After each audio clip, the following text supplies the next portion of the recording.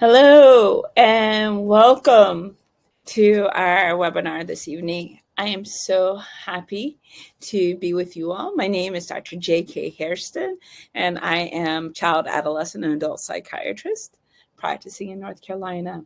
And for your pleasure this evening, we're going to share with you a talk that I made about Generation Alpha.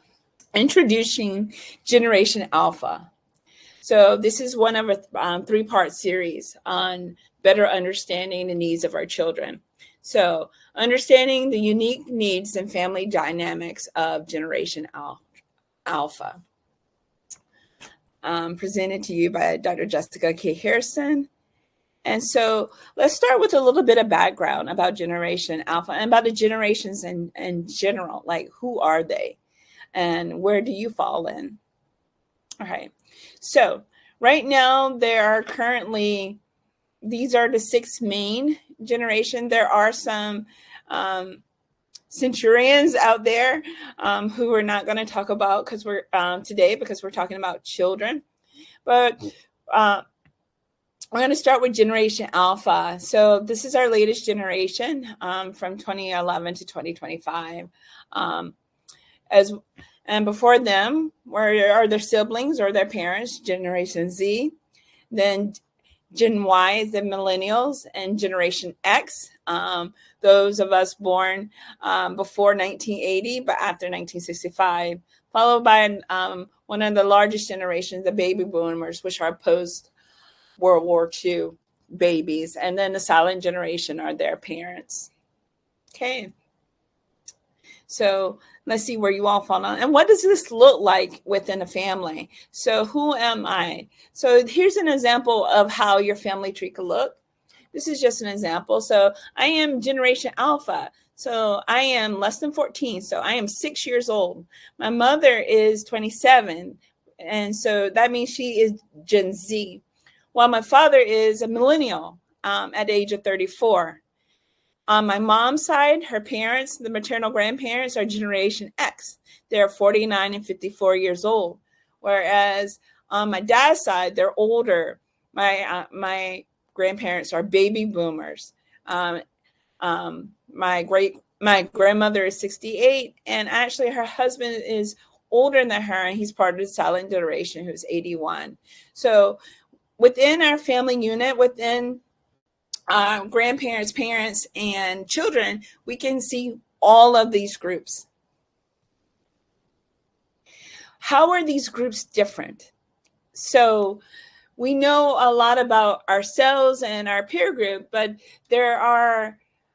we've seen a lot of change over the last 100 years. And so this goes from cars to electronics to how we communicate, how we talk, how we relate, what things that we expect. So just for example, with this silent generation, also called the builders, a new car for them was a Model T Ford. Whereas for Generation X, my generation, it was, the Buicks, the Pontiacs, the Commodores. Whereas newer generations, the Toyota Prius, the Tesla, and now self-driving cars are going to be what we think Generation Alpha is going to be seeing more and more of. Let's say, for example, how we listen to music. It went from the record player to the audio cassette to the Walkman to the iPod to streaming, and it's now the smart speakers. So our games have changed. What we expect of each other has changed. Let's say, for example, our leadership skills. The silent generation was more controlling. The baby boomers are very directing. I think many of you out there could agree.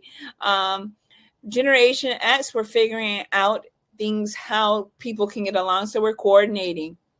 Whereas millennials are guiding and Generation Z are empowering. And now our new Alpha, Generation Alpha, is inspiring. So many of us know more, have come into the digital age with Gen Z. So I'm going to talk a little bit about Gen Z so we can better relate to those that come after them, the Generation Alpha. So Gen Z is really our first digital age. They're digital integrators. They became global. The mobile phone became popular with them. They are influenced by global trends through the social media platforms, which are 24/7, show all the time. And so they can interact across time zones, internationally and globally. So socially, with Gen Z, we've started to see their connectedness, like I said, 24/7 over the social media platforms. But so then we started to see the different stressors that can come up with that. For example, bullying over social media platforms. So now that your children have more access, or Gen Z brought more access to different people, and also brought bullying to social media. And we've seen how that became a platform for abuse to people. And so we know that now there are dangers in how people use the technology. So we want to pay close attention to that, because that's going to have a lot of bearing over for Generation Alpha, because they are coming of age during this digital age. So Gen Z is certainly mobile. The iPhone, for example, was released on June 29th, almost 18 years ago. Can you believe it? 2007, as during the period of Gen Z. However, some Gen Zers weren't born with the iPhone, whereas Gen Alpha was born with the iPhone. So visual, we have gone from the personal computer to the laptop to the tablet, now to the phone, and we're constantly streaming, we're constantly doing searches, we're constantly watching videos. So Gen Z is one of our first generation that really put down books and started really watching videos, for example, on YouTube as a source of their information. So Gen Z is our bridge into Gen Alpha. So they learn new skills through TikTok, Instagram, YouTube. They consider themselves to be approachable with clear communication and empathy.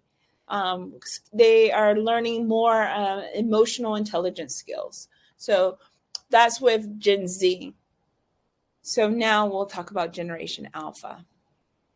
And the objectives of this talk is to understand who is Generation Alpha, explore their developmental and mental health needs, examine changing family dynamics, and discuss implications for mental health and support systems. So, who is Gen Alpha? Gen Alpha was born between 2010 and 2025. They are mostly the children of millennials, but you will also see some of their parents will be younger in Gen Z, and some will be older in Gen X. They are the first generation born entirely in the 21st century. They grew up during COVID-19, AI, and the digital first culture. Key traits of Gen Alpha. They are digital natives. They were born with tablets, AI, and streaming. They are diverse and globalized because they have access to all the time zones, to all the countries that influence through that. They are environmentally aware, and they have the opportunity to be more formally educated than any other generation over the last century. Why this generation matters. They will shape the future workforce and societal norms. Their mental health trends are already emerging in the school-aged children, and early intervention is key to caring best for this generation. Developmental needs, this new landscape. So there is the need for emotional and regulation, because digital platforms and digital products are often overstimulating, and they can lead to more isolation from peers. So you can have delayed social skills due to and more digital interactions and fewer in-person social interactions. And then we critical thinking and teaching critical thinking is going to be really important to this generation in the age of AI. So early education trends. So more tech integrated classrooms, a shift towards social emotional learning, and now a more appreciation what it means to be neurodiverse and have trauma informed needs. The benefits of technology, they have access to learning tools, they have global perspectives, they have tech savvy, so they can do things faster. There's no more of having to walk to the library to get a book, check it out, or wait 2 weeks for interlibrary loan. No, information is instantaneous. And so all this access to information can foster creativity if guided well. So there is a digital saturation, like we can reach limits, and we found that. So the average amount of screen time, which used to be really small, 15 minutes, 20 minutes, 30 minutes, has now risen to 3 to 5 hours a day for young kids. So children are sitting with tablets. There is reduced in-person play, and because of these factors, there are shortened attention spans. So let's talk about the parents of Gen Alpha. Like I said, mostly of whom would be millennials, but there are Gen Xers and Gen Zers that are parents as well. So you have a large range of parents and parenting styles that you're going to be dealing with. But millennials tend to be data informed, and they tend to be mental health conscious. They're more interested in going to therapy. They're more interested in social emotional learning, and they're more interested in emotional intelligence over discipline, and tend to prioritize that. And there are really high expectations for achievement. Let's talk about the role of empathy and an emotional intelligence. See, because of the rising concerns about anxiety, attention, and adaptability, and decreased social interactions with other peers, other kids their age, other people, other adults, it's really important that that Generation Alpha learns to relate on a human level.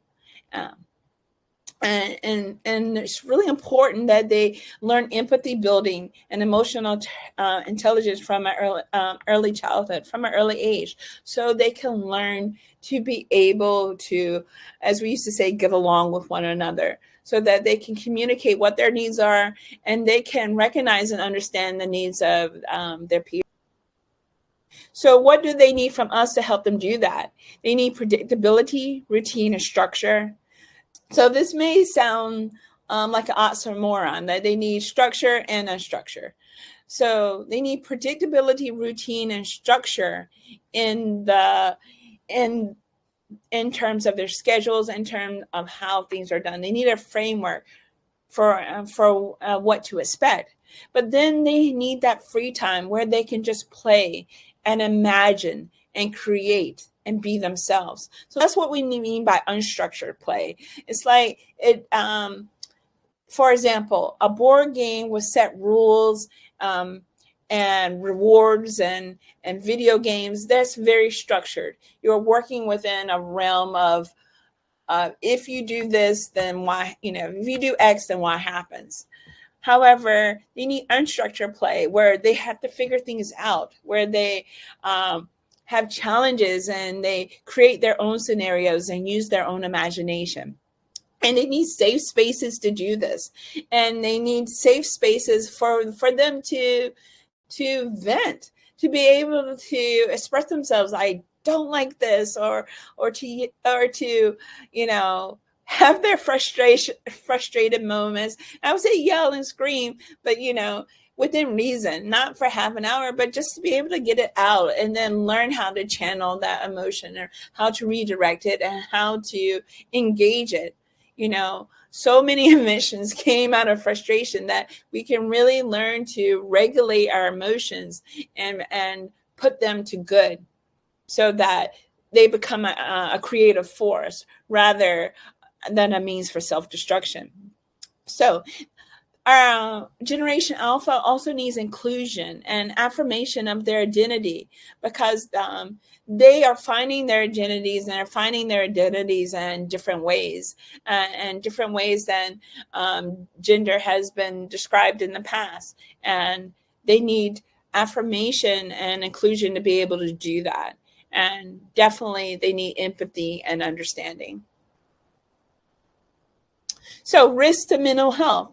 So, as I mentioned earlier, with the technology and exposure to people from all over the world and all different societies, and and the anonymity that comes with these social media platforms, there are dangers to our children and to their mental health. So early exposure to social media filters, algorithms, and content curation, meaning your children are not just exposed to your ideas or your worldview or your paradigms. They're exposed to others through the content that they're reading online.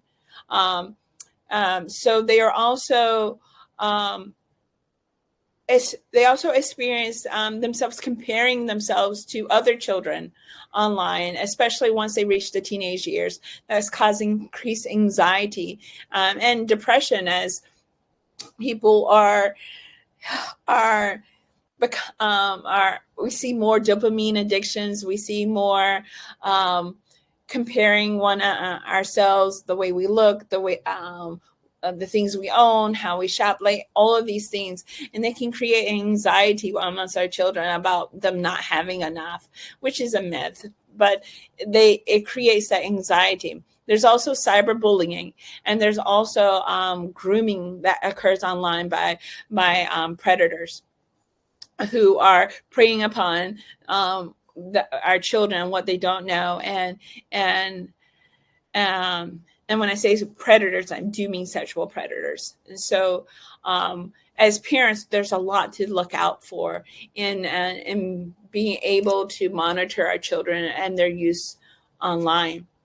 And then there's just the general, I'm going to stay up all night on my, instead of books under the covers with a flashlight, now with their iPads and their phones, and with sleep disruption and overstimulation. And like I said, dopamine addictions. So let me go back. Dopamine addictions, as well, digital addictions. I think that's more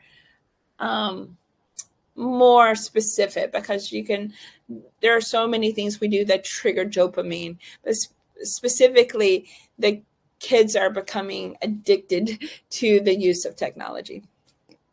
So digital hiding for our Gen Alphas. We need to have boundaries. We must say no to continuous and unlimited use of the internet and their social media platforms. There needs to be co-engagement with tech, meaning we use it some of the time and the tech helps us, but we also put it away.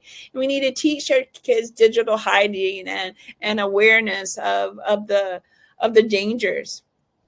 And we also ourselves must be role modeling healthy tech use. So, as I mentioned before, there are changing identities for the children, as well as changing family dynamics. There's a rise in single parent and blended families. Kids and families are more gender diverse, and there's more inclusive parenting going on. And there's increase in work and remote work from home and home-based routines. So how we interact with children, how families are interacting, are changing. So let's look at the different ways we family nowadays. There are the nuclear families, but there's a growing population of single parent families. There's a growing population of same-sex parent families. There are co-parenting families, as well as blended families and extended families. So let's go over this slide again, because it's really important. The different ways we family. See, there are many more types of families these days. So let's talk about it. There are nuclear families, which is the two parents families with one or two kids. There are single parent families. There are same-sex parent families. There are co-parenting families. So people who were in a relationship or in a complicationship, and they had children and they decided to have that they were going to parent together. There are blended families where one parent with children, a single parent with children, another single parent with children marry, creating blended families. And then there are extended families where you have multiple generations affecting participating in the parenting and rearing of the children. And then there are families with no children who are aunties and uncles and who and godparents who are there to help out. And so we are creating family in many different types of ways that are acknowledged. So let's take a look at households in North Carolina. This is where I practice. And so I think it was important to see that although these numbers are small on the page, but I'll share them with you. So in North Carolina, the married couple family households are now 47% of our households. So less than half are the nuclear family with the married couple. And there are more families, 17% that are single male householder families. And then there are 28, almost 30% of families are run by the woman of the family. And so they're female households. Okay. So let's take a look at the pandemic influence on, because these are children who were born all in past year 2010, and then with 2020, while these kids were still in elementary school, they were the pandemic, the worldwide pandemic of COVID-19 affected everyone and affected their lives and the trajectory of their lives. So how did it affect them? So there was much more exposure to isolation in the beginning and online schooling stress. So we saw where kids who were having trouble because they were just beginning to read when the pandemic hit, and they lost that in-person reading instruction as they were learning online. So because of that, there were developmental and educational gaps in these kids between kindergarten and fifth grade. Many of these, many children lost family members. So many people, older family members, silent generation, baby boomers who succumbed to the COVID-19 virus, COVID. So they lost many elders in their family. And so there is a lot of grieving that occurred early on with these kids who were in an elementary school. And these kids have a heightened awareness of mental health because of their millennial parents, because of talking about mental health. And the efforts that we've made as mental health professionals to reduce the stigma of mental health, so that it is something that we can talk about. It is something that we can bring up and share with our kids.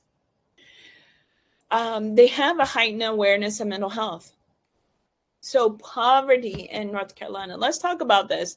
I think this is something that we don't talk about much, about what our children are living through, but poverty amongst children is really important because as of 2023, 17.6, almost 18% of the kids in North Carolina were living under the poverty line, which is more than any other age group. So when we talk about children, we talk about Gen Alpha, talking about financial disparities, food insecurity, access to resources, including not having access to the internet and digital and streaming and things like that.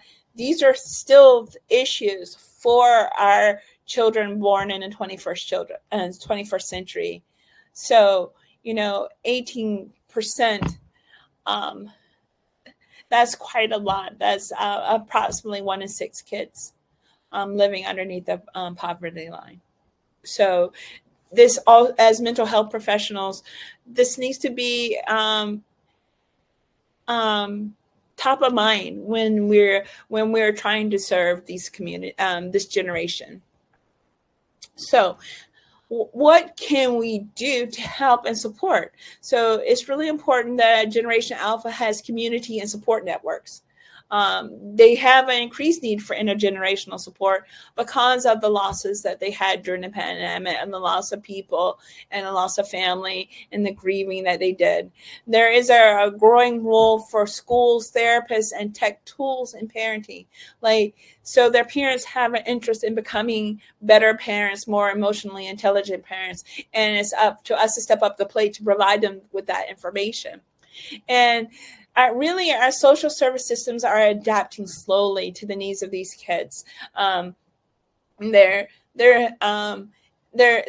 have not come upon the digital age in this way. So it's really important that we, as mental health professionals, recognize the gaps and begin filling the gaps for these children and making sure that their needs are getting met. So our implications for us, that we need to screen earlier for the anxiety, the depression, the ADHD, the sensory issues, looking for addiction to electronics, and that there needs to be a digital literacy amongst us so that we can actually use a modality to reach them. So, we are, as adults, may come from the age of print where we may need to now start looking at more videos and more video tutorials and ways of interacting and using telehealth as a way to reach these kids. And there's a greater need for family-based interventions because of the social isolation. Communities, that child having a sense of community is even more important. So things we must rethink. We must think of trauma-informed practices for these kids, for tech and for family disruptions. And so many of the children that I have treated or have been placed in some type of foster parent situation. So we need to address those issues in a way that is sensitive to them, teaches them emotional regulation and consideration to their needs. We need to actually consider prevention over correction. So much can, an ounce of prevention is worth a pound of cure. I mean, it's still that adage was true in previous generations and it's still true now. And we need to partner with our educators and teachers and the tech companies to find strategies to better serve and support our kids. So a call to action is we need to equip our parents and professionals with actionable tools. So part of me doing this today, if you scan this QR code, we are now in the age of QR codes as well, you will get a list of parenting apps that you can place on your devices that can help you safeguard your children. So we need to focus on connection before correction, and we need to advocate for system change and resources for early years. We need to just constantly advocate for resources for our families, for our children, and for social services in general. So, I really wanted to take a step back and for us to really revisit all the tools that are available to us, because the thing about working with children is that children are not in isolation. So much of the work with working with children is working with their caregiver. They are part of a unit. It's not that they have spun off into adulthood and are now isolated on their own. They're still part of a family unit. And we need to direct all of our resources towards the unit and not just the one person.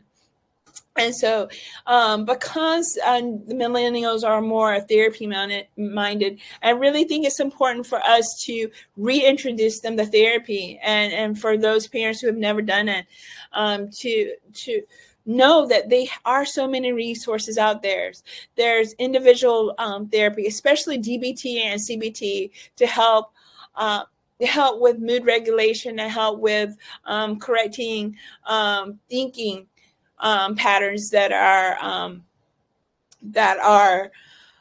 are sources of frustration and trouble for the parent, as well as supporting that parent with supportive therapy. But there's also couples therapy to strengthen those co-parenting relationships. There's family therapy. There's parent skills training. There's support groups for families. And we should also understand that, for all those parents out there who are abusing substances, either alcohol or marijuana or some other, that if they were to have the substance abuse treatment,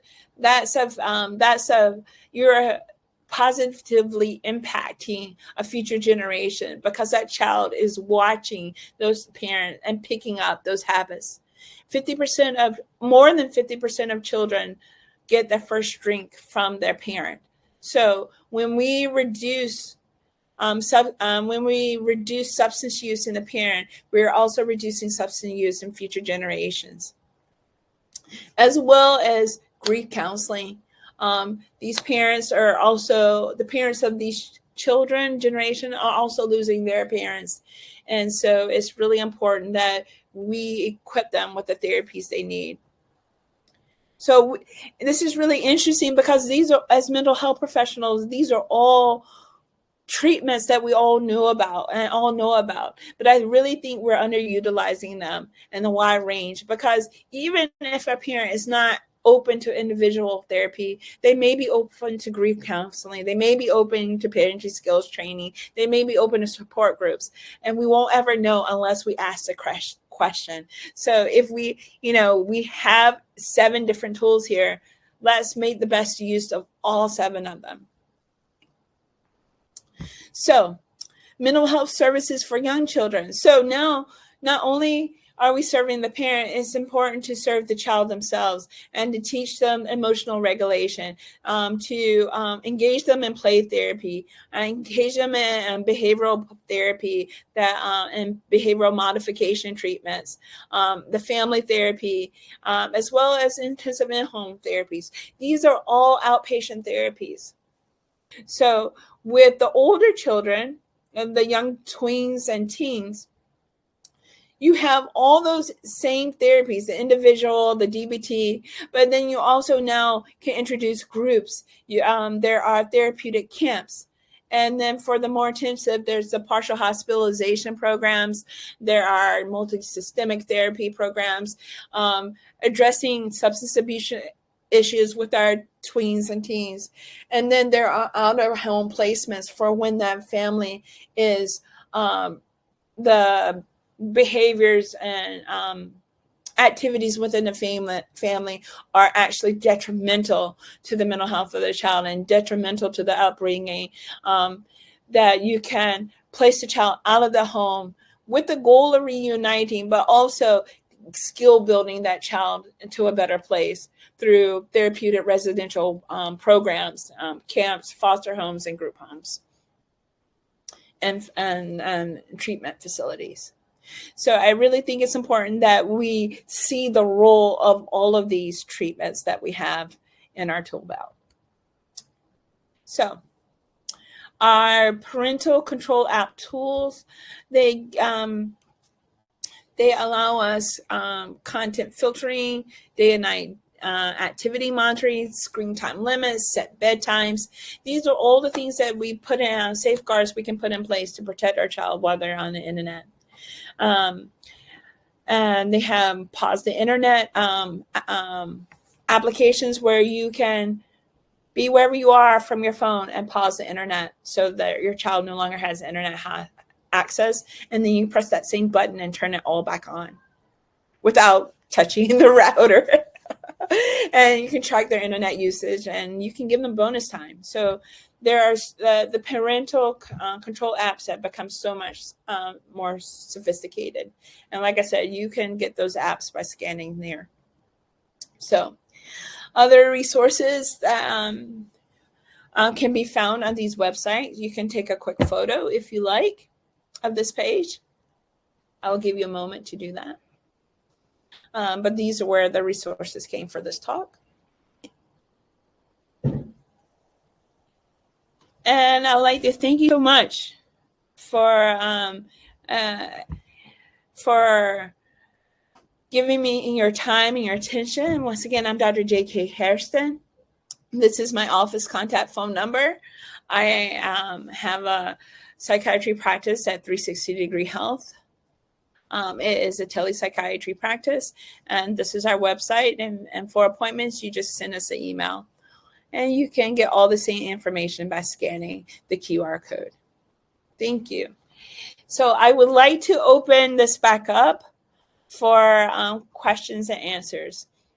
3 questions I have. How are you seeing Generation Alpha in your practice or in your work?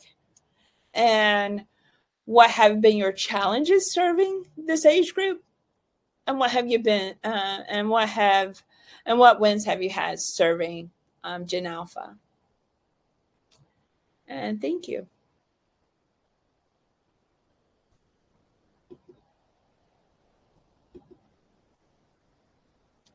So thank you so much.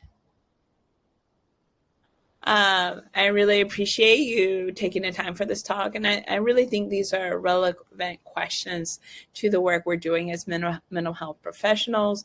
I think it's relevant to us as parents. Myself as a parent, as you all know, I think it's relevant to as being aunts and uncles and neighbors, and just seeing how our children are growing up these days and how we can have as much positive impact as possible. So I teach empathy as a skill. That empathy building is really near and dear to my heart. And once again, I'll leave you with my contact information. If you would like to be able to contact me regarding giving other talks for other mental health groups, for accepting new patients. So if you're in North Carolina or Virginia and you're looking for a doctor, I may be the doctor for you or your child. As well as I think it's important for us to share this information. So I'm happy to I'm happy to speak on this topic to any group or organization that has an interest. So once again, thank you so much for joining me, and I really appreciate your time and attention.